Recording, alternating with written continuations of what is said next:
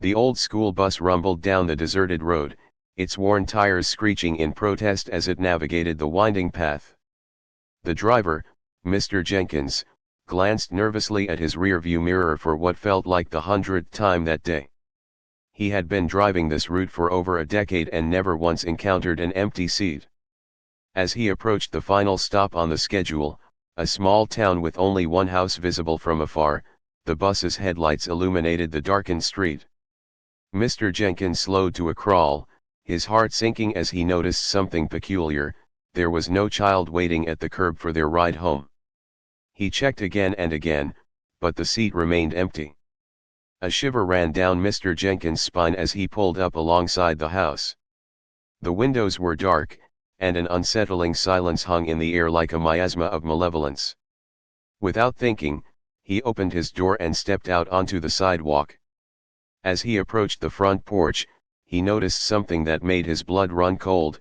A single chair sat at the empty seat. Mr. Jenkins' eyes widened as he realized with growing horror that someone had been sitting in that very spot just moments before, or perhaps even now. The thought sent him stumbling backward onto the bus, slamming the door shut behind him and peeling out of there like his life depended on it. But deep down, a creeping sense of dread told him that this was only the beginning of a terrible journey into madness. For in that one empty seat, he had glimpsed something sinister, an unblinking presence waiting patiently for its next victim. The old school bus rumbled down the deserted road, its worn tires screeching in protest as it navigated the narrow lanes. The only sound was the creaking of the wooden seats and the occasional groan from the rusty metal frame. Lena sat alone at the back of the bus, her eyes fixed on the empty seat beside hers. She had always felt a sense of unease when she saw that one seat left untouched by any student or teacher. It was as if it held some secret, waiting to be discovered. The other kids seemed oblivious to its presence, but Lena couldn't shake off the feeling. As the bus continued on its route, the air grew thick with an eerie silence. Lena's skin prickled with goosebumps as she felt a chill run down her spine. She glanced around nervously, wondering if anyone else had noticed anything strange. But everyone seemed engrossed in their own thoughts or staring blankly out of the windows. Suddenly, without warning, the bus lurched to a stop. The driver's voice came over the intercom, his tone low and menacing. "We're going to make an unscheduled detour." Lena felt her heart sink as she realized they were being led somewhere, but where? And what lay ahead for that one empty seat beside hers? The school bus rumbled down the deserted road, its tires crunching on gravel.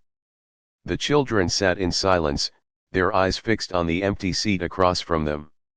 It had been that way for weeks now.